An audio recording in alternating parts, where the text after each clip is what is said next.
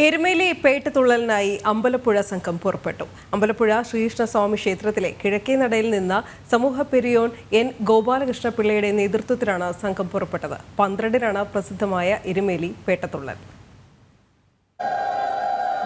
ശരണമന്ത്രമുഖരിതമായ അന്തരീക്ഷത്തിൽ അമ്പലപ്പുഴ ക്ഷേത്രത്തിന്റെ കിഴക്കേ നടയിൽ ക്ഷേത്രം മേൽശാന്തി കണ്ണമംഗലം കേശവൻ നമ്പൂതിരി തിടമ്പ് പൂജിച്ച് സമൂഹ പെരിയോൻ എൻ ഗോപാലകൃഷ്ണ പിള്ളയ്ക്ക് കൈമാറി. മുൻ സമൂഹ പെരിയോനും രക്ഷാധികാരിയുമായ കളത്തിൽ ചന്ദ്രശേഖരൻ നായർ സംഘത്തെ യാത്രയാക്കി.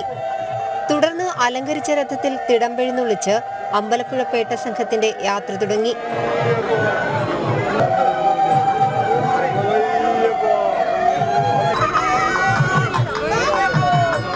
വിവിധ ക്ഷേത്രങ്ങളിൽ ദർശനം നടത്തി 11-ാം തീയതി സംഘം എരുമേലിയിലെത്തും. 12-നാണ് പ്രസിദ്ധമായ എരുമേലി പേട്ടതുള്ളൽ. ഉച്ചയ്ക്ക് 2 മണിയോടുകൂടി ക്ഷേത്രത്തിൽ എത്തിച്ചേരുന്ന പേട്ടസംഘത്തെ അവരുടെ പ്രതിനിധി ഉൾപ്പെടെയുള്ള ആളുകളെ ആചാരപരമായ രീതിയിൽ ക്ഷേത്രത്തിൽ മേൽശാന്തി പ്രസാദം നൽകി തീർത്ഥവും പ്രസാദവും നൽകി മാലയണിയിച്ച് സ്വീകരിച്ച് വന്ന് അമ്പലം പ്രദക്ഷിണം വെച്ച് 2:30 മണിയോടുകൂടി ചരിത്രപ്രസിദ്ധമായ ഈ വർഷത്തെ പേട്ടതുള്ളൽ അവിടെ സമാപിക്കും.